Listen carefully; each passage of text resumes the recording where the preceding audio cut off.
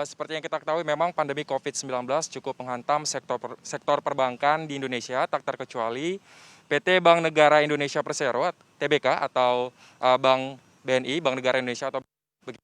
Meskipun memang seperti yang Anda sebutkan tadi sudah mencatatkan atau tengah mencatatkan laba bersih begitu, ia tumbuh positif.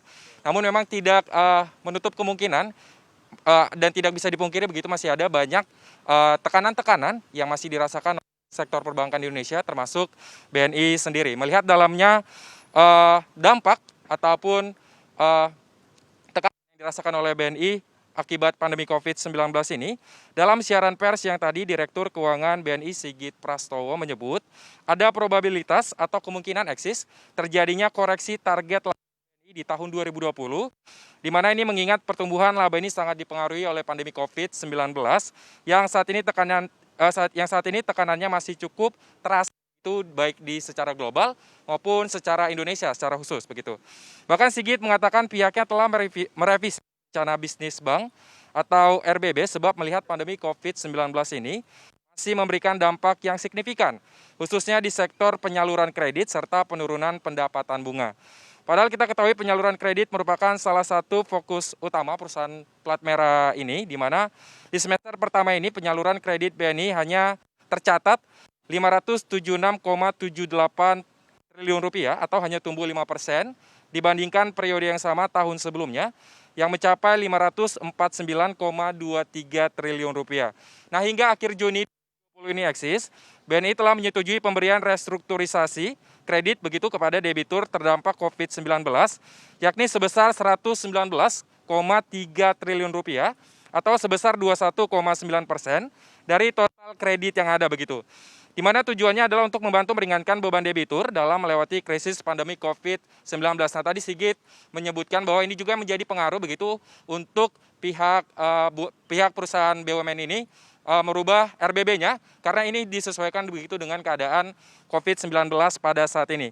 Nah, sejalan dengan program restrukturisasi tersebut, saat ini BNI memilih untuk secara konservatif memupuk cadangan kerugian penurunan nilai atau CKPN.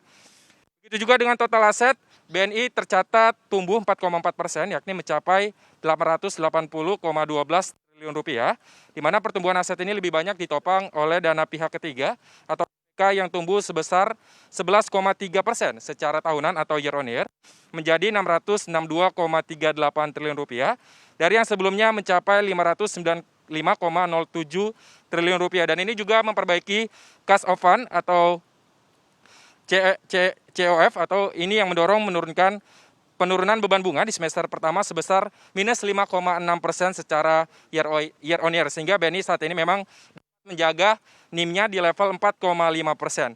Dan dengar lebih lanjut berikut keterangan dari Direktur Keuangan Bank Negara Indonesia atau BNI, Sigit Prastowo.